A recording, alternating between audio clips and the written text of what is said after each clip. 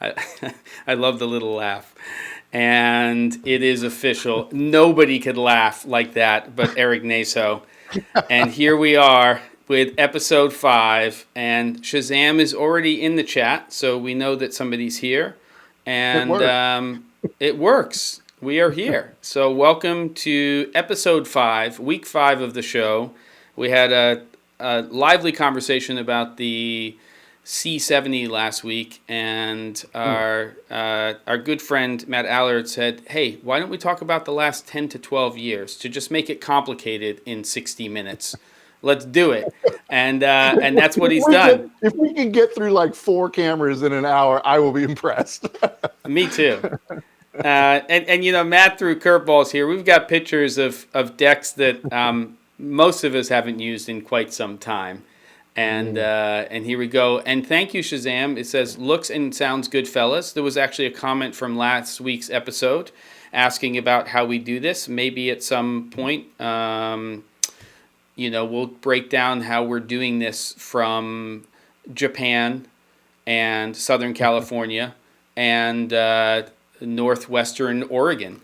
But it's all doable nowadays with the technology we have. We have hiccups along the way.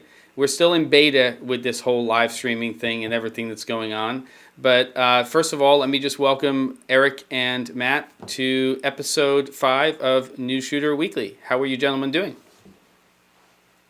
Man, I'm doing great. How are you doing, Matt? 5. Yeah. I'm doing okay, thanks.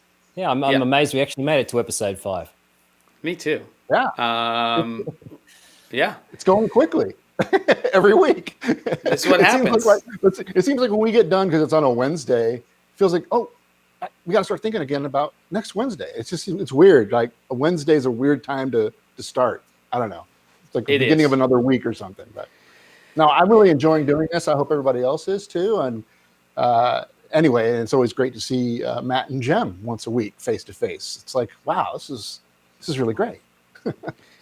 I enjoy doing it. I love talking shop with you gentlemen, and it's very different than the other stuff that I do on my channel. It has a different tone. We kind of dig into things a little bit differently, and I love hearing both of your voices and also everybody in the chat. And the chat is, for people who are here, supposed to be all about questions and sharing information, and it's supposed to be lively in there. So do us a favor and add an @Newsshooter if you have a question for either Erik or for Matt about the topic that we're discussing.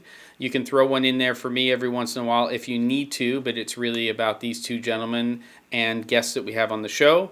We do this every week at 4:30 p.m. Pacific time, and just so that we can end this after maybe week 8, I'm going to have you guys do official introductions, but at that point, we're done with the lower thirds. We're just going to get into the topic and what we're talking about. So we'll do it for 3 more weeks. Matt, tell us who you are, what you do. I think people who follow Newsshooter know that, but let's go for it. I'm a freelance DP based out of Tokyo, Japan. I've been here now for about 6.5 years. I've been in the industry for 31 years, traveled all around the world. I mainly specialize in doing documentary, factual things, corporate productions, dabble in some films, and I'm the editor of Newsshooter. That's basically it. All right, you're up, Erik. It's you. Let's do it. All right. Well, I'm Erik Naso. I work at an NBC station here in San Diego. I'm a DP in the creative services department. So I basically do commercials and promos for the news product that we have on the air. And in all my free time, I'm reviewing and writing with Newsshooter. And like all of us, you're at home. And we are doing these things from the places where we live, which is bonkers, but I don't see that changing anytime soon. And there we go. We had a little discussion earlier on about my previous live stream and how there was some problems with the chat and there being an issue with that. It appears to be resolved, and Andres, who's in here, and of course now with the newest update of Ecamm Live, both Erik and Matt can also see the chat directly through their connection. It seems to have been a Chrome issue. Coming in right at the beginning, Cliff is already asking, any thoughts on the new Sony FX6, FX9 sensor, or A7S 3 sensor. I'm adding the 3 because I think you meant the 3 sensor. I'll throw that out there for a quick answer, and then let's get into the history class with you two gentlemen. Okay? Which one? What do you think? Take your bets of which sensor we're going to see in there. Ooh, man, I have no idea. We know it'll be a Sony sensor, but I really don't know. Matt knows. He's got a crystal ball that he looks at for these kind of questions. I'm not really into the rumors and stuff like that, so I don't like speculating about what a camera may or may not end up being. I like to deal with facts, so I'm going to reserve any even mention of what I think the sensor is going to be in there. We'll just have to wait and see. That's the Matt I know and love. That's what I like, and that is Newsshooter in a nutshell. So let's get down to business. What are you doing to me, Matt Allard? This is our first image. What are we talking about here? I mean, for us old fogies over here, we know what this is all about. But what year are we talking about? Let's date ourselves and talk about the year here and what this little workhorse is all about. This is late 80s. Well, actually, it even came in even earlier than that. But I used this from 1990 onwards. So I started off at a commercial broadcaster in Sydney, Australia. And back when I started, we were on the Sony BVU system. A few years earlier, they had just transitioned from film. So I just missed out on that era of doing news. That one sort of jumped ahead there. But if we go back to that slide previously, yeah. Jem, this is a BVU deck. So this is 3/4-inch U-matic magnetic tape. So back in the day, you would have a separate camera system. So you'd have the camera head. Yep. We all like to joke and talk about external recorders, in 2020, but we go back to the beginning here, and it was basically a ginormous external recorder because all you had was the camera head. And back in those days, the cameras were tube cameras too, so they weren't even CCD. So you couldn't shoot things like the sun. You had to be careful about not pointing the camera towards a light because you would burn in one of the tubes in the camera and it'd have to be replaced. And it was very expensive. So the camera head was attached by an umbilical cord, which was not necessarily that long, to one of these BVU decks. So when you used to start off, and just like I did, you start off as basically a camera assistant sound recordist. So you'd have to lug around one of these huge big decks.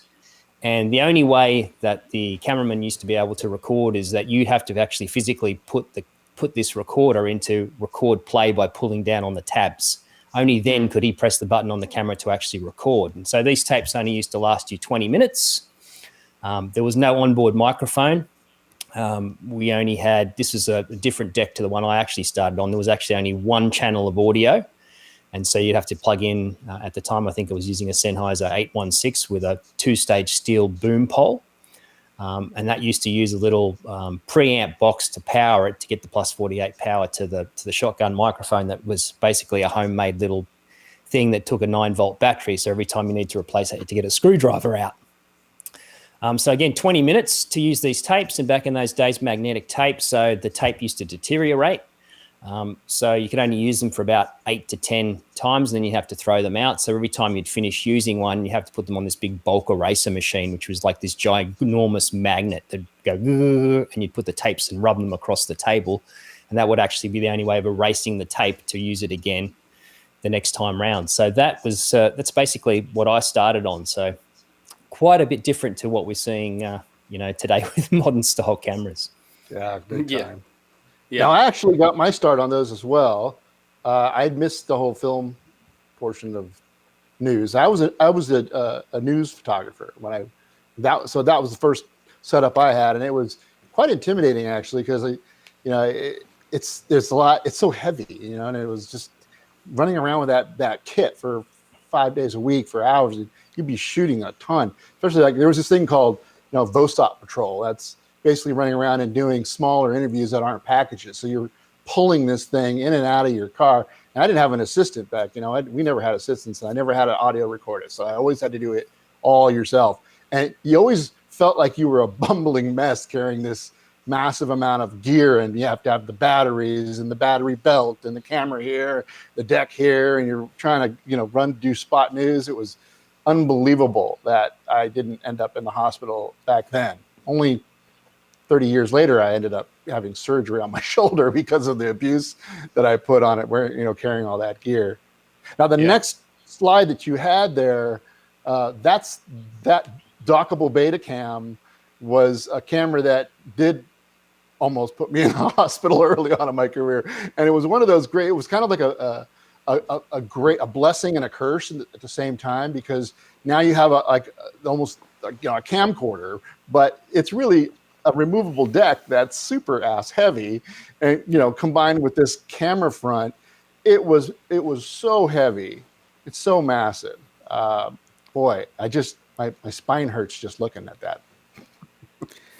Those cameras back then used to have, black and white viewfinders. There was no color viewfinders. Color viewfinders didn't come in till much, much later on. So the only way to judge color was getting your white balance right. And even then, with some of those cameras, I mean, I remember some of those early on Betacam SP cameras that I used, you would do, depending on the model that you had, you'd do a white balance and it would just say, okay. Yeah. And you're like, what okay? What does okay actually mean?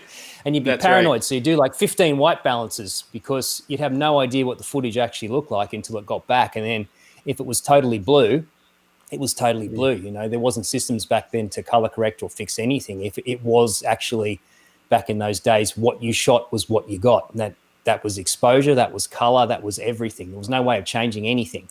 What you actually had to do in camera was the end result. And I think that was a good stepping ground for people to learn how to do things properly in camera and not rely on the old, we'll fix it in post. Yep. Yeah. I mean, we're talking about cameras back then, even when you got to beta, digi beta cameras. When we're talking about, HDR, SDR, we're talking about not the SDR that we deal with now in terms of standard dynamic range, not these, expanded gammas, which are giving us somewhere in the 9 to 10 stops of dynamic range. We're talking about cameras that on a good day would maybe, 6 or 7 in terms of best case scenario. Best case scenario, always crushed. There was there was nothing there. It was pretty much, and with the tube cameras, which probably a lot of people don't remember like Matt said, if you pointed that thing at a hot light or a sun and it sat there too long, you were done. I mean, you literally burned the tube, and the engineers, they're going to scream at you for sure. You might even lose your job because that pulls the whole kit out of a news gathering mix for at least a day or two. And then they got what are they? The registration with the tubes. They have to calibrate them. It was Did you both transition? Wooden tripod and light. And the light kit usually consisted of 2 or 3 red heads in a big steel box. And that was your basically your lighting kit. And then anything you had to do, say in the evenings or stuff, we used to use these onboard lights called a color tran, which was basically this big onboard camera light that you put an actual bulb inside there, and they had a big sort of almost look like a car battery you'd attach to carry it around. And the thing is, because the camera's dynamic range and sensitivity was so bad that if you were doing anything at night and you turned that light on, then it just looked like someone was standing in absolute pitch blackness. It's horrible.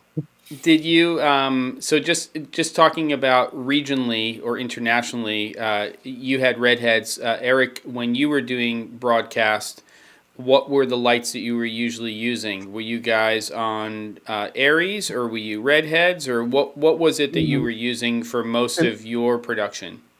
Oh, in the early days when I was working for local broadcast and as a news photographer, we had those color trans for on battery belts that looked like scuba diving belts, and if you touched that sucker, you could fry an egg on it. It was so hot, like it was. The thing was like this big, and it had a way overrated bulb in that thing. It would just melt your face. And then we used a lot of Lowell products back then. So like Omnis and Pro Lights and Todas with umbrellas were really popular. I mean, again, those things were like, soldering irons, in your kit. You had to stand away from it. When first thing you unplug was the light, right? Then you go push it away from you and then start breaking down all your gear. Put on your welding gloves to then disassemble it, and then I still have a Toda. Oh my gosh, yeah, that is a fire hazard if there ever was one.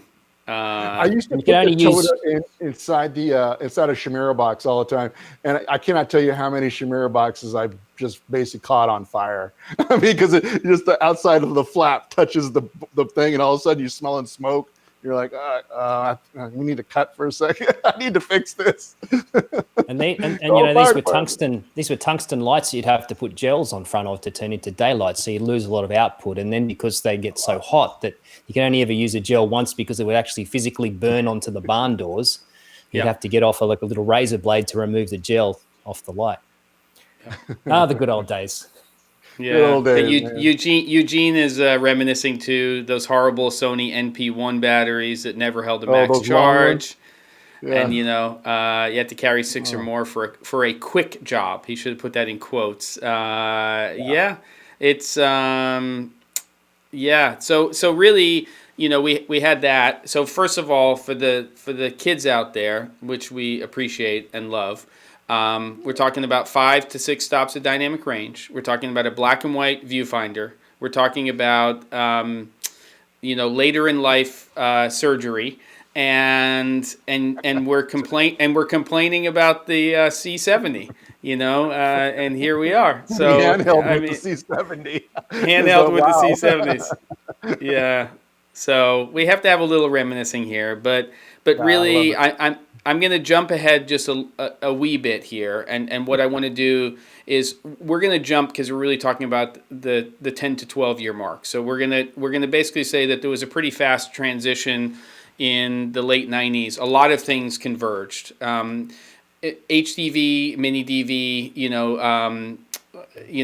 the whole mini DV and sort of standard definition, and then our transition to the into higher resolutions, HVX 200, that kind of stuff. But we were still living in this sort of 1/3 inch to 2/3 inch sensor world. A lot of the things like the EX1, EX3, half-inch sensor, Sony sort of settled in on that sensor size. And at the same time, we were, in our Final Cut Pro, days. We were in Premiere Pro, of course. There was the Media 100, which kind of preceded Final Cut Pro. But all of these things together with DV and that evolution was really interesting. And we had the DVX 100 and all of that.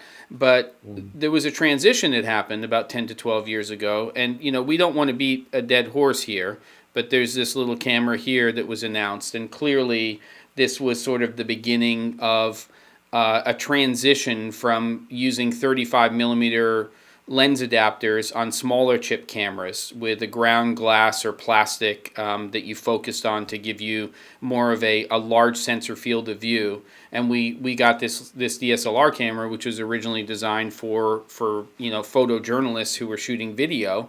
Obviously, Nikon had a camera that came around about the same time, but it didn't have the same specs and didn't evolve the way this camera did. But I would say that this was kind of the beginning of the run in terms of what we saw. And then we started to see an evolution with the 7D. We started to see other cameras come to the market. And very interestingly, very early on, you have a company like Red with the Red 1 coming into the market with very high resolution cameras, while we were, most of us were focused on this transition into these DSLR cameras. So for you gentlemen, what was that time like? Because you both have very different backgrounds. Matt, you're coming from very much a documentary background in a lot of the work you're doing.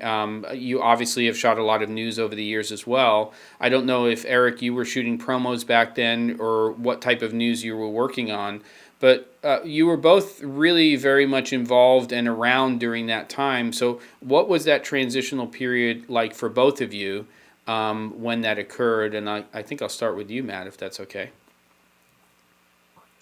It was an interesting time. I mean, I was working when this camera came out in Malaysia, and we were using XD cam, and I was never happy with that camera. I thought that the early Sony XD cam cameras were pretty horrible. They had sort of pastel colors and they didn't look really good. And I've always been someone who's sort of worked outside of the box, so to speak. So I tend to sort of just do things without getting permission to do them, which is maybe not always the best advice for anyone out there. But, I was tired of the images I was getting from that camera, and, the network wasn't going to change the cameras that we were using. So, I was looking at things like the Red One back then, and then I was looking at cameras where you could use the old, lettuce adapters, the way you could put larger format lenses on there and convert the image and record them onto a camera. So they were the options I was looking at. And then the 5D Mark II sort of dropped, and I was sort of looking at that. At the time, I was working in a country where the requirement for deliverables was PAL, so you had to actually be able to deliver 25p or 50i, which was sort of a problem, because originally when the 5D Mark II came out, it was a 30p camera. It didn't even do 2398 back in the time. It took a while before that got a firmware update. So I sort of held off, and then I actually ended up buying the Canon 7D when it first came out, because this was a camera that could actually do 25p and also 50p in 720, I believe.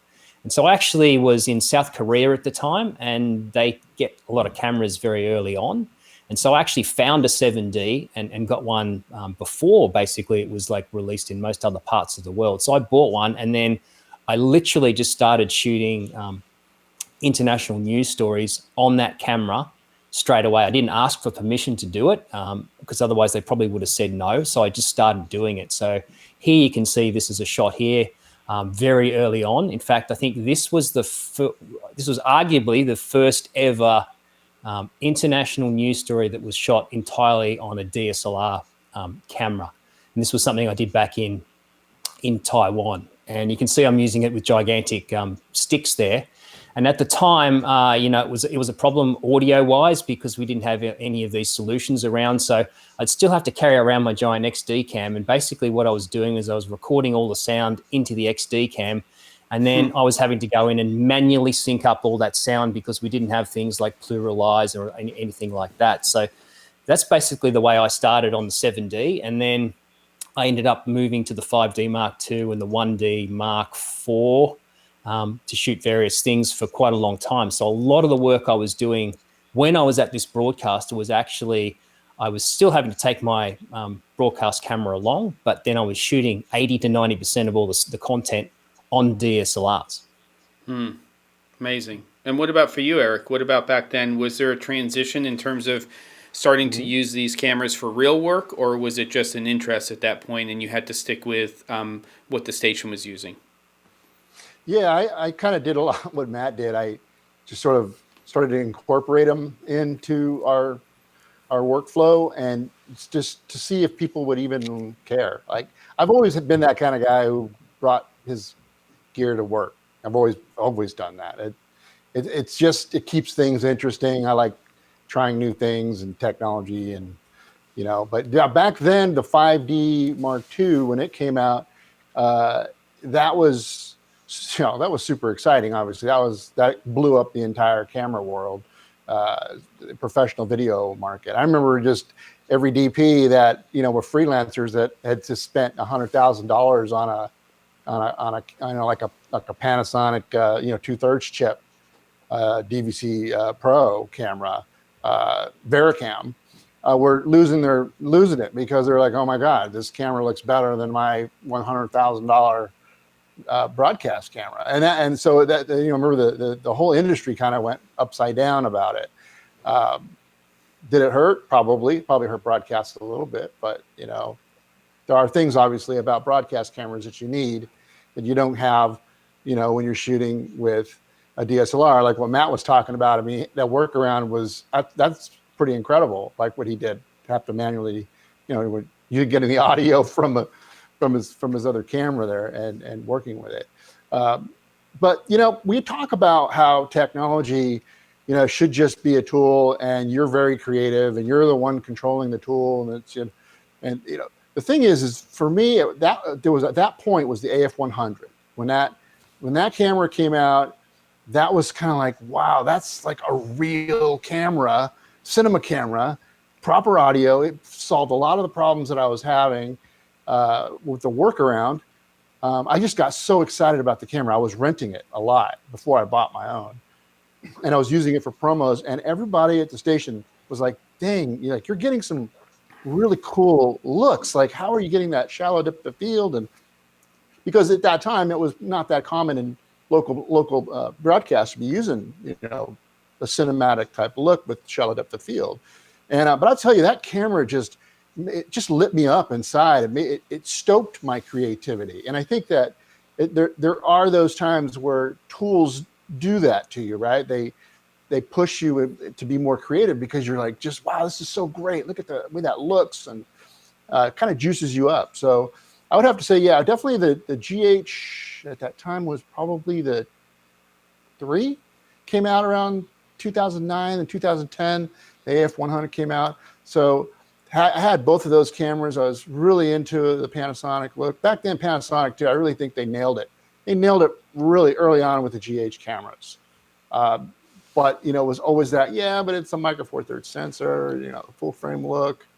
There was always those two camps, right? But I mean, I loved that camera, and I shot some of my favorite stuff I ever shot with it.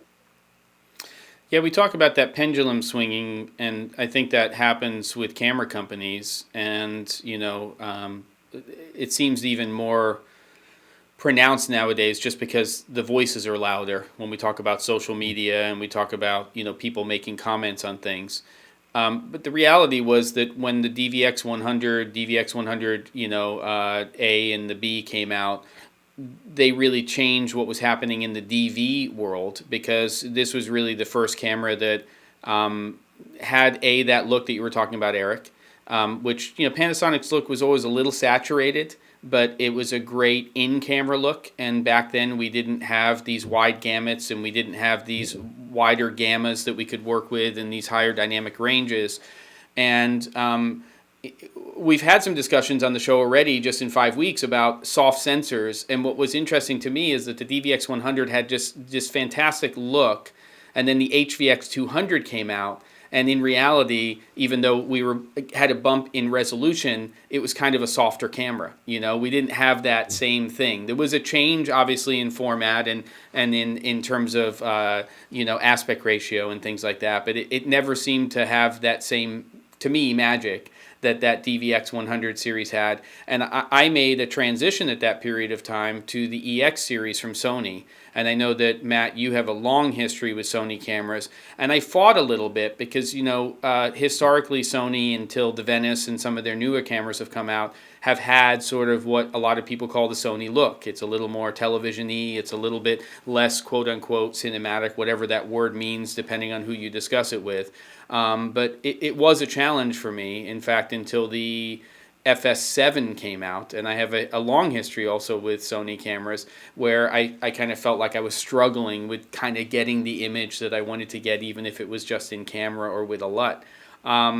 Did you seem to have gone down a different path, Matt, in terms of not necessarily going down that Panasonic route that Eric went down, and you started to use a lot of Sony-based cameras. Let's see what comes up here, because I don't have it labeled, because there it is. We know about this one. So this camera is a camera you shot, and we start to look slightly higher up in the market in terms of the camera. So tell us about the F35. Yeah, I mean, I didn't shoot with this camera, obviously, when it came out, simply because the cost of it was astronomical. This camera came out in late 2008 for very close to $250,000 at the time. This was one of the very early on S35 digital cameras, which was still very widely used in Hollywood for quite a few years, and it was actually used even not that long ago on some big films. So this was a camera that used a CCD, single CCD chip. Now the sensor inside this camera was 5.7K, so it was a huge sensor, but it could only record in HD, so it was downsampling to HD. Again, this was a camera that you could still use today, and I've done tests with it, and you can upsample the image to 4K, and it actually looks, quite lovely. But it's a big beast of a camera. It has a really nice look to it in terms of the color, and it doesn't really look like most of the other Sony cameras. But it's something you can pick up today for not a lot of money. They only made, I think, around about 230, 240 of these cameras. So there's not a lot of them still floating around, but they still have a bit of a cult following.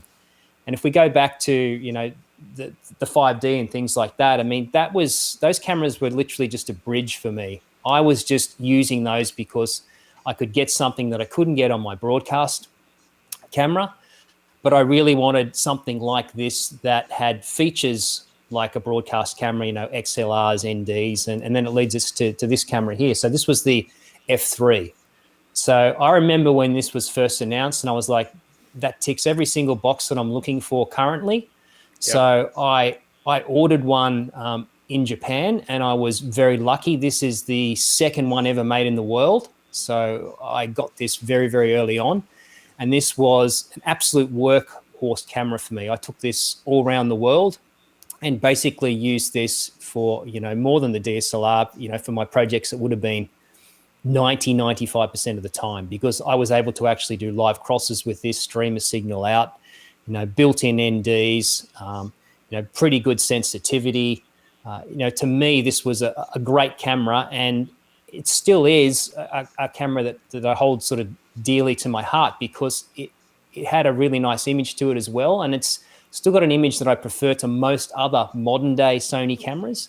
And I haven't really dabbled much with the Venice or the FX9, but I much prefer the look of the F3 than I did to FS700, FS100, F7, F5, even F55, which I bought and owned for a little bit until I sort of got rid of. The F3 was that stepping ground. And I think and Eric will probably agree with me, for a lot of working professionals, the DSLR was only ever a stop-go measure. It was there because we could do something we couldn't do before.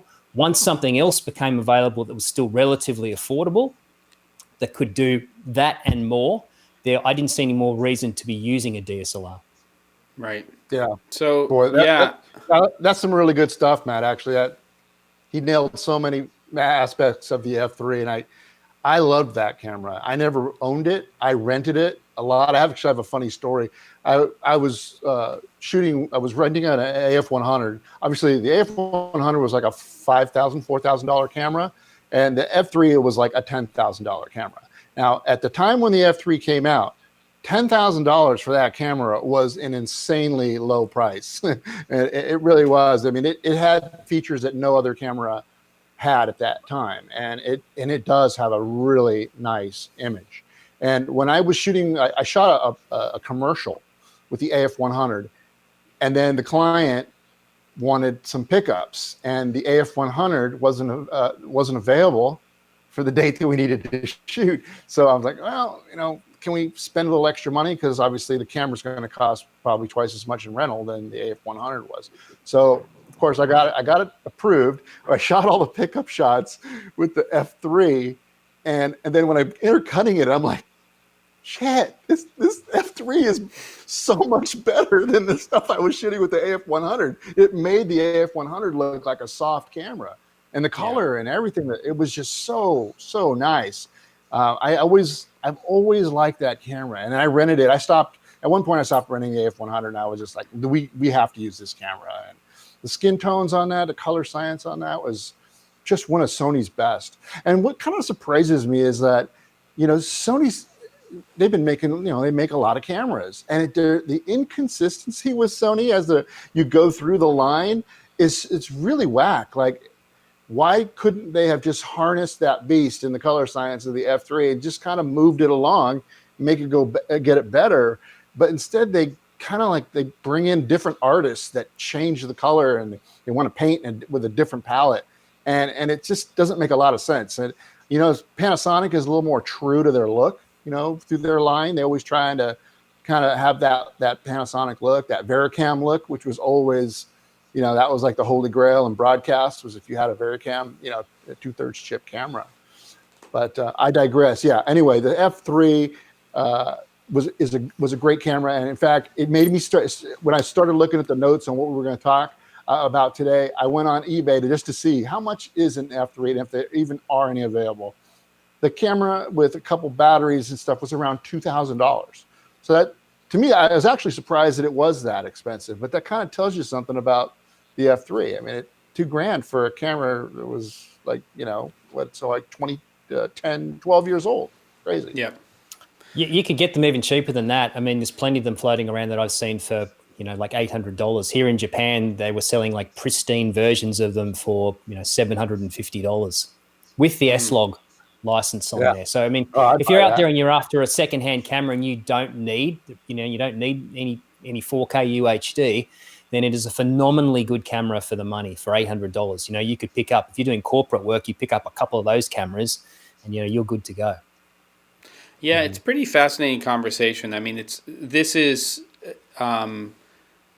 this episode, well, every episode is unscripted, but I think that this is leading us into a pretty interesting conversation, which has to do largely with decisions that camera manufacturers make, but even more so sort of the evolution or de-evolution of what they decide to do with their sensors in their cameras, where they change their minds in terms of what they're doing. Because to me, we talk about Holy Grail, and we talk about this company, and we talk about Arri, and the fact that to this day, with a sensor that's been in cameras for over 10 years and is over 10 years old, this sensor is the same sensor that, in the first camera that came out, the classic, the same sensor, maybe more of them, 2 or 3 of them in the camera in the way that they put them in, that was in the original. Now they've evolved the color science, they've evolved some of the things that are inside of the cameras,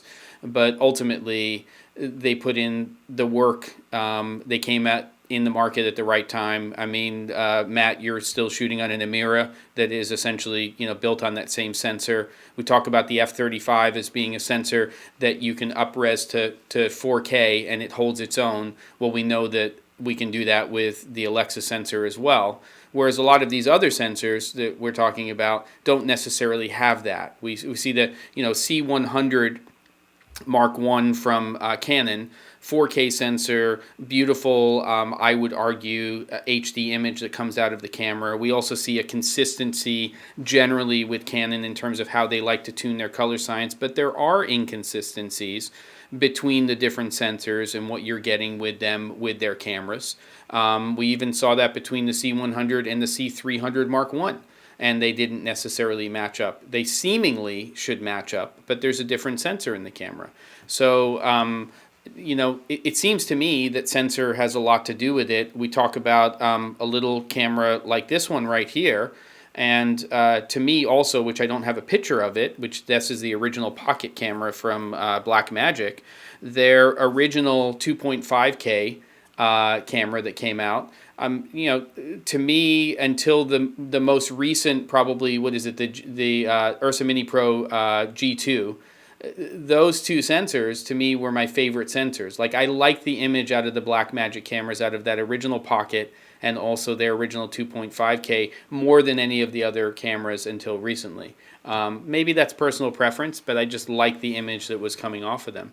So let's talk about sensors. Let's talk about some of our favorite sensors. You've already started that conversation, Matt. For you, besides that Panasonic look, Erik, what were some of the things that you loved in terms of cameras over the last 10 to 12 years? Well, really, it's highlight roll-off. I think that and sensitivity, those are 2 big ones. For me, when I was shooting with the AF100, I always struggled with the highlights in that camera, and same with some of the GH cameras early on. It really, like, the highlights would go yellow. They would just, as soon as you got into the danger zone, boom, flat out, and then it'd have a yellow tinge to it. And so that could ruin you, because you need to really do a lot of work to fix that, especially, if it's in the sky, yellow highlights on faces, clipping. So you really had to watch yourself. So I actually ended up going to the C100 after, when that got released, because it did handle the highlights better. And it was an S35 camera. So I was able to get a little bit more, shallow look from it, and awesome Canon lenses. So this was really kind of like the first Canon camera that I was gooey about, and when I bought it, and that this camera, basically, when the station decided to buy, a cinema camera, I pushed to C300, and we got that. So that was kind of like my evolution inside of that ecosystem. And we're still shooting with Canon. We use the C300 Mark II and an EOS R for like a second look camera. So and we're real happy with the way that looks. And I think the Canons, they have the really nice skin tone, and that's just something that's, if you kind of work inside that ecosystem, I think that you're gonna, Matt's gonna say the same thing. He's been shooting with Arri for so long. You kind of like, that becomes your guide to other cameras and how they work and how they look.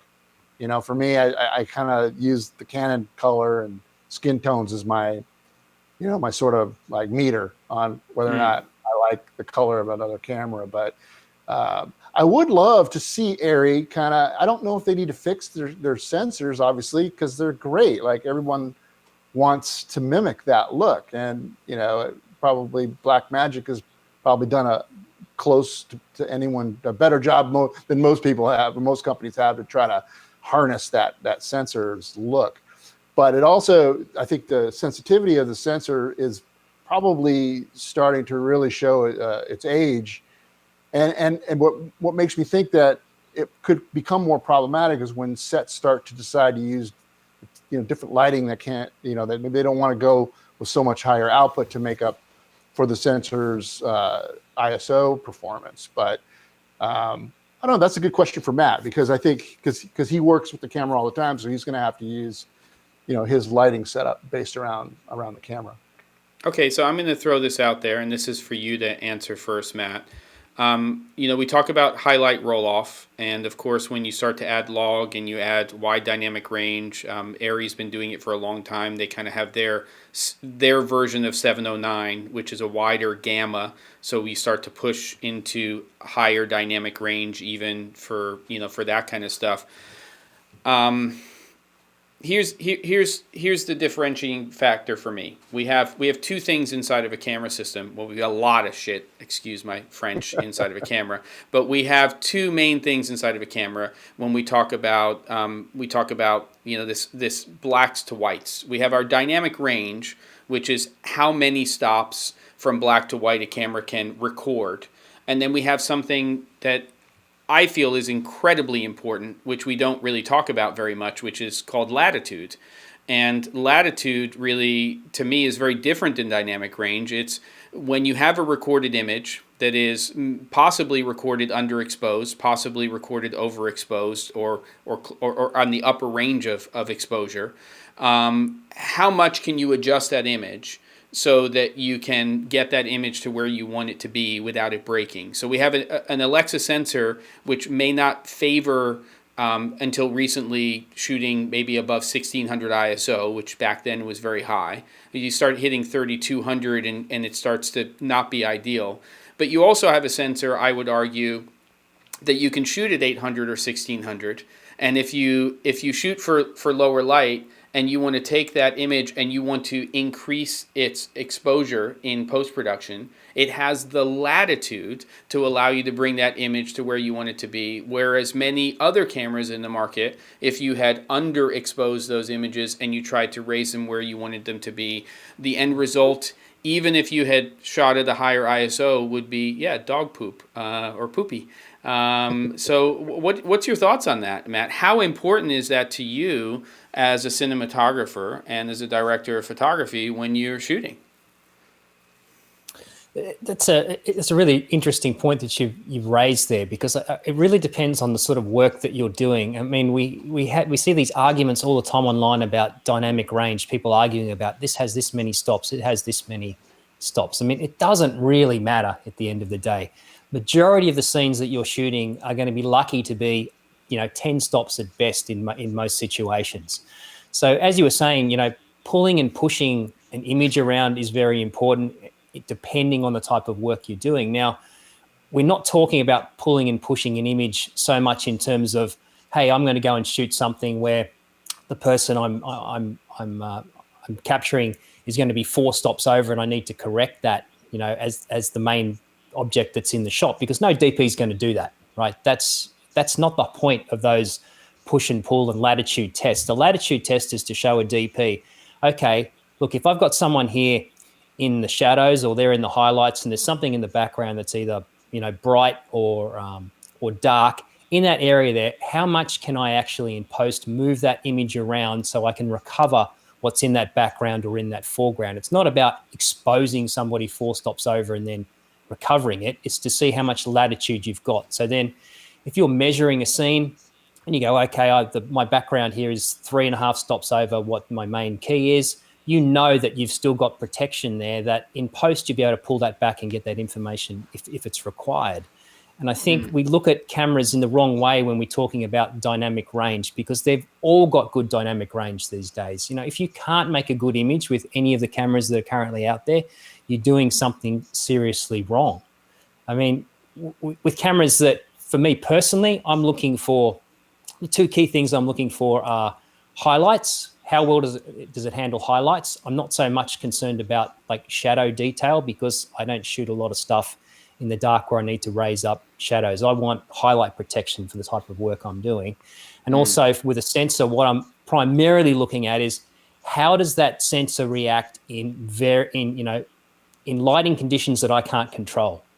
Mixed lighting, bad lighting, tungsten, daylight. There's a lot of sensors out there that if you put them under normal like lighting conditions, they'll all look almost identical.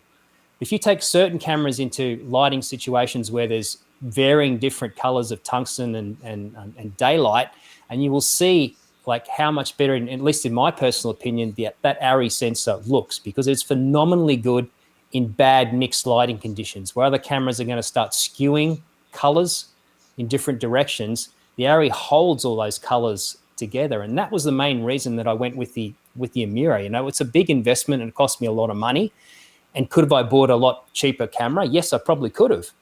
And probably, no one's going to pay me any more money for using the Amira. But I'm so confident with using that camera that I know it so well that I can take it into situations, and I'll know from experience what I can do with it and what I can't do with it and what I can get away with it. And then I find myself when I'm using other cameras, if I have to rent them or use them, and I go into a situation, and because my mind is preset wired to knowing exactly how that ARRI sensor works, I suddenly start trying to do something with another camera and then go, well, hold on, how come this doesn't look right? What's going on here? I don't understand.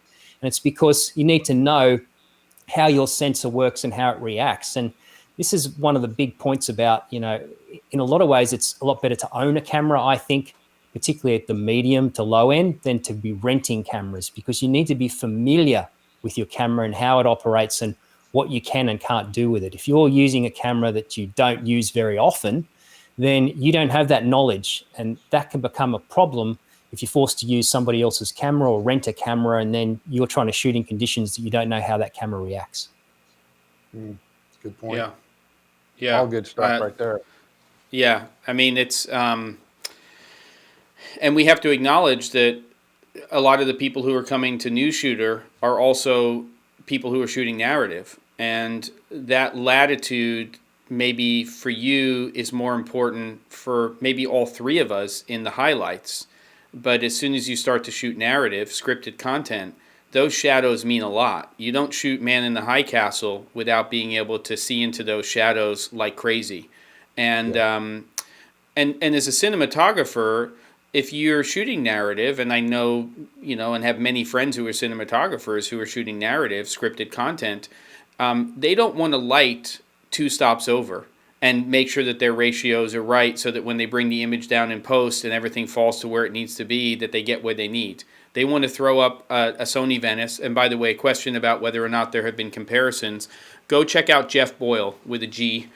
Jeff Boyle does tons of tests on cameras and different sensors and things like that. There's other stuff out there, but if you want to see some comparisons, Jeff Boyle is basically a good resource for that. But it seems to me that, that latitude that you're talking about, Matt, and we're talking about loving Canon cameras. Well, those are great broadcast cameras. They're great for documentary for sure.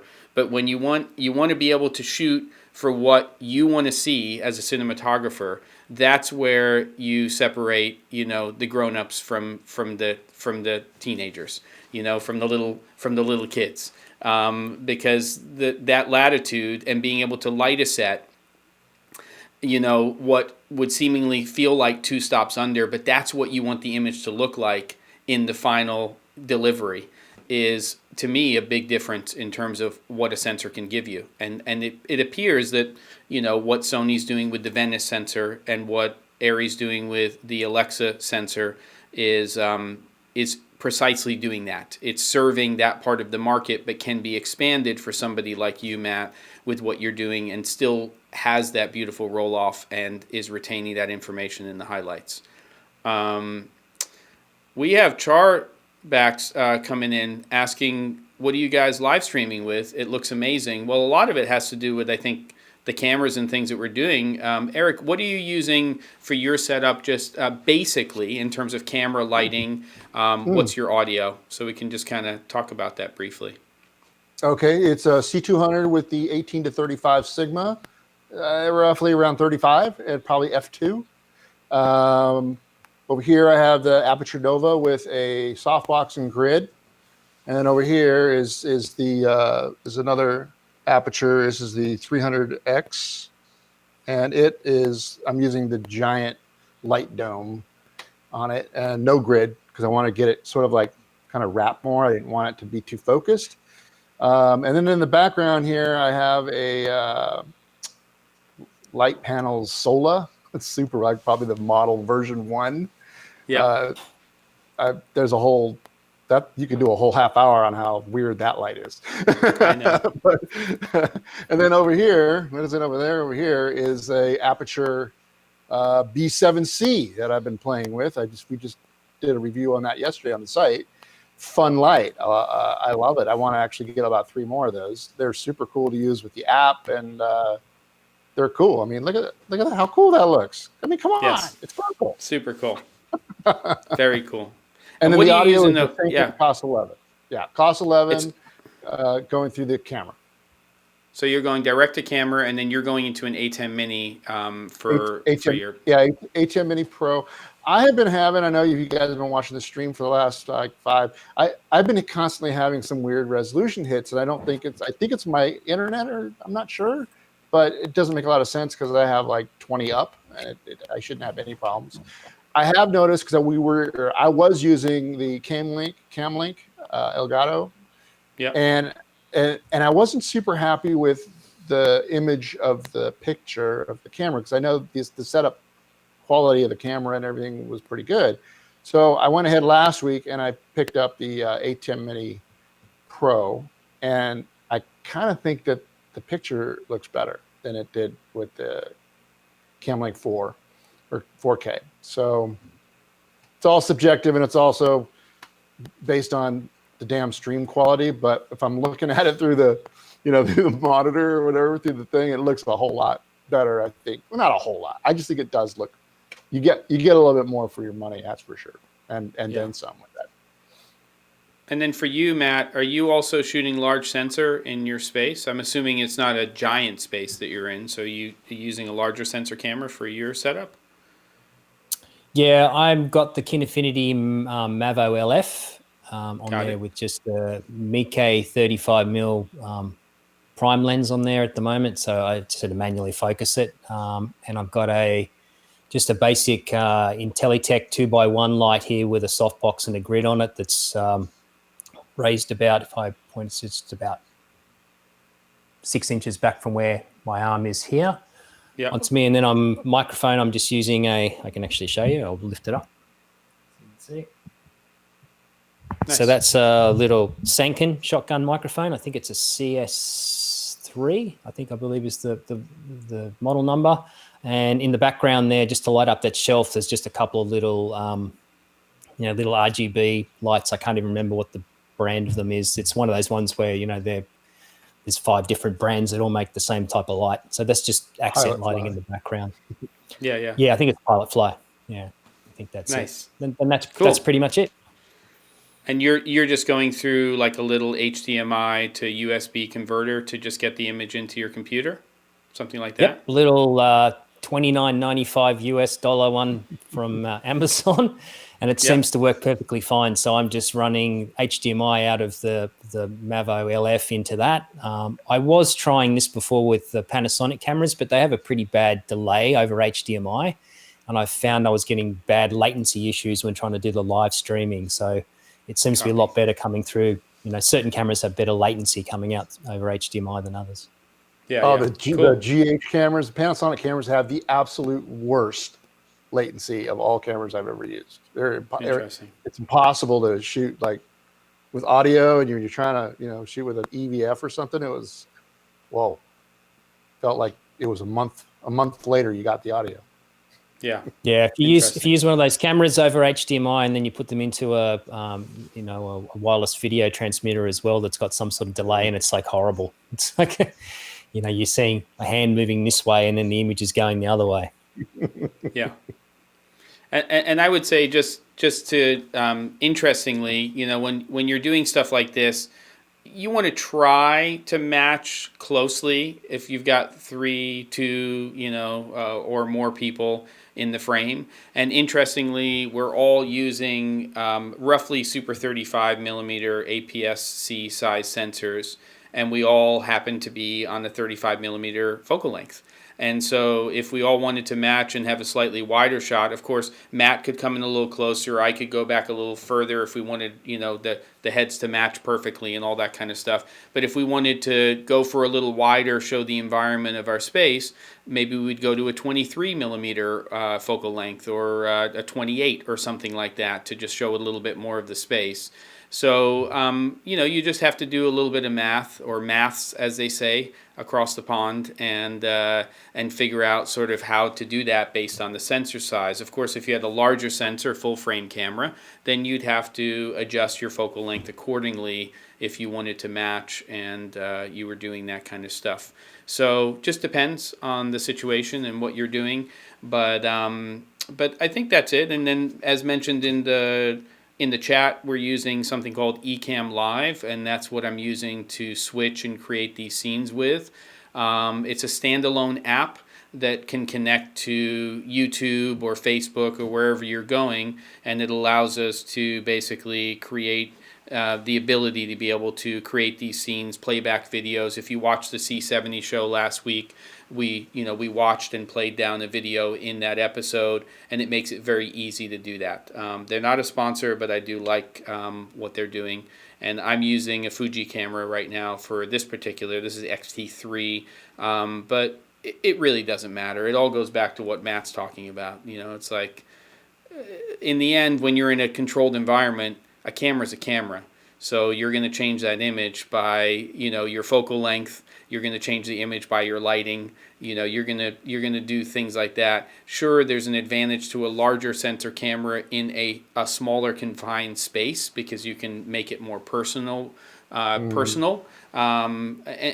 just with a few more minutes left over, do you feel that as both people who shoot interviews, that moving to larger sensor cameras and creating a more intimate environment, because I feel like the triangle between the DP / camera operator, the interviewer, and the interviewee, that situation became a better situation, especially for the interviewee, once we started to go large sensor, because you didn't have an operator who was a football field away, the other end of the basketball court. And then you have, an interviewer and interviewee sitting, there's your stupid AF system on the XT3, sitting in the middle of the room. Yeah. Did that help you guys? Do you think that was better for you? Oh gosh, yes. I remember just with, the 3-chip cameras, just trying to get some shallow depth of field. This was back before we even had these great new cameras, just to tighten, using the doubler, getting them as far away as possible. I didn't have a wireless, so I'm taking 2 or 3 XLR cables and connecting them up so that I can get them about 40 feet away from the camera. But sure, yeah, isolating your background it's not just that it looks nice, that it serves a purpose. It isolates your subjects so that you can focus on them, especially when you're kind of in the wild out there. There's a lot going on. There are people walking across the street. There are, kids playing in the background. There are cars driving by. All those things will take your focus away from the one thing that you want people to do, and that's look and listen to your subject. So, boy, it is so much easier, and to be able to do that now, even at f4, right, with an S35 camera, you get really nice shallow depth of field, isolate your subject. One thing I do want to mention, though, Jem, is that for people that are doing live streams and are actually doing more kind of like look to tape or live look, you're going to want to go into your settings in your camera. I did it with the C200, and I changed the saturation. I changed the contrast. I did it with the Z-Cam as well, because a lot of the camera looks are designed for editing, right? So you want to make sure that you have somewhat of a locked look, a color look, where the saturation is right where you want it and the blacks are right where you want it. You don't have to go crazy with gamma settings. Just use the contrast, brightness, stuff like that, and dial that look in. So when you do a live stream, when you do your live stream, it will look like it's a finished product already. Yeah, good advice. Long answer. I'm sure I need to. I'll punch my saturation up a little bit next week, gentlemen. Okay, come on, Eric, give me a hard time. No, Matt, I'm just kidding. Yeah. Oh, stop it. What about you, Matt? I mean, was that also what attracted you to that change? Was the fact that you could get in a little bit closer, separate the world without having to be so far away from your subject matter? Yeah, I mean, the sort of work I do, I don't think it's necessarily getting closer. I think the biggest thing was that you could, you didn't have to blast copious amounts of lighting in there, because with factual, you're dealing with people who are not wearing makeup, so if you have really bright, shiny lights, they're going to reflect off their head. I mean, how many times have you seen the interview where you can clearly see the one-by-one panel on the person's forehead? Back in the day with the ENG cameras, particularly the later versions, I used to use a lot. What I would do is I would crack the aperture wide open, get a reasonable amount of distance, and I would actually use the clear scan function on there to do my aperture control. So I was using that as almost like a variable ND. So if the sun came in or I had to make adjustments, I would actually just adjust the clear scan to actually, basically it's sort of manipulating the shutter. So that's what I was doing. Write that down, folks, because that's a good trick. So you were dialing in the hertz, and yes, using that not to necessarily get rid of scan lines or problems with your lights, but to just be able to ride exposure a little bit without changing, the other settings in your camera. Yeah, which is fine if you're outdoors or you're under controlled.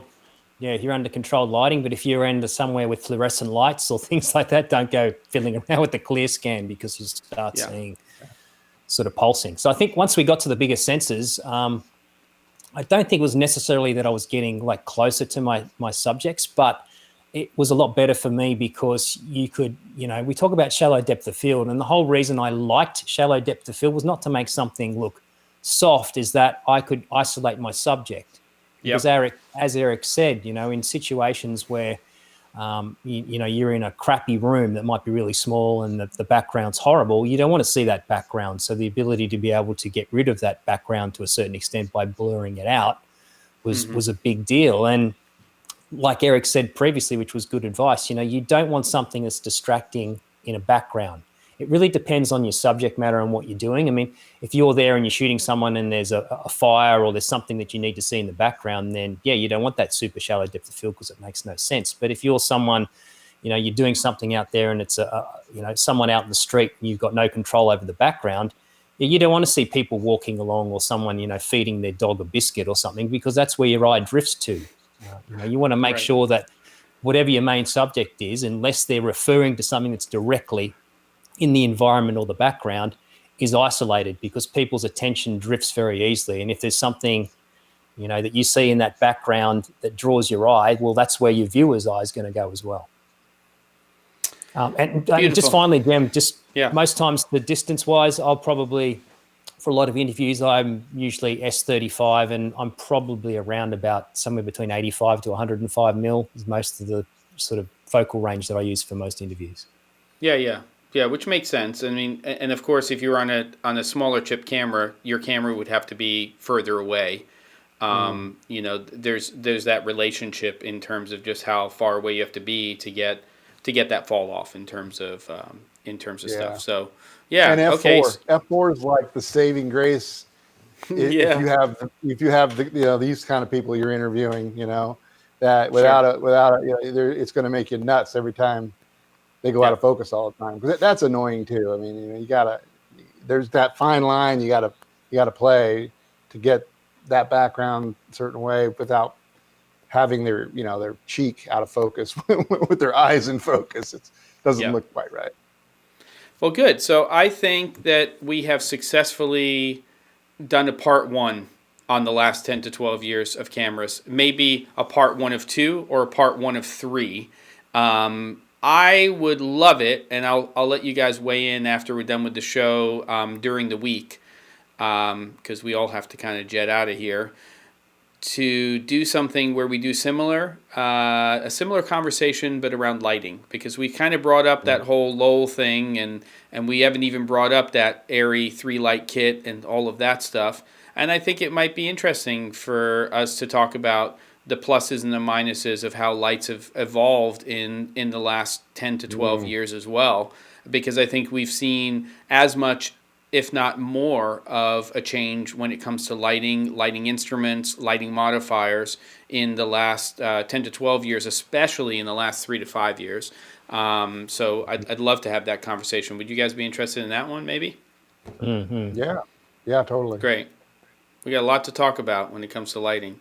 I can't believe that this light right here, which is bouncing off of a little reflector, is actually 2 $13 lights that I got on Amazon. And the reason I'm using them is because I'm going to be doing a remote production course, and I want to show different options. Of course, I have a P360 Pro putting the light on the on the clock behind me, which is kind of ridiculous. But I think we're going to end off. Any parting words for this week? And it's time to end off with episode 5. What do we got? Matt can go first this time. He's very inspirational. He inspires me. Yeah, let's do it. Come on, take us out, Matt. What you got? I was hoping Eric was going to have something to say so I could think of something to say. I'm stepping in now, and next week is going to be about lighting. We're going to talk about that. You, Jen, send me some pictures of some of your favorite lights. It can be some BTS stuff. It can just be some pics from Newsshooter over the years, things that you like to use. This is not going to be a conversation about numbers and metrics. It's going to be about real world usage of the types of lights that we've used over the years, and why we're using the lights that we're using right now, and what we miss about the lights that we used to use back in the day. Because trust me, there's some things that I also, look at that AF. And I just went through into another dimension. So, gentlemen, I'm gonna end this one off. Thank you very much for your wisdom and your words having to do with these cameras. Let's see everybody next week, and thank you for coming. Subscribe to the channel, and make sure you come in next week, 4:30 Pacific on Wednesdays, and we'll have episode 6, and we're going to be talking about lights. See you, everybody. Take care. Thanks for tuning in.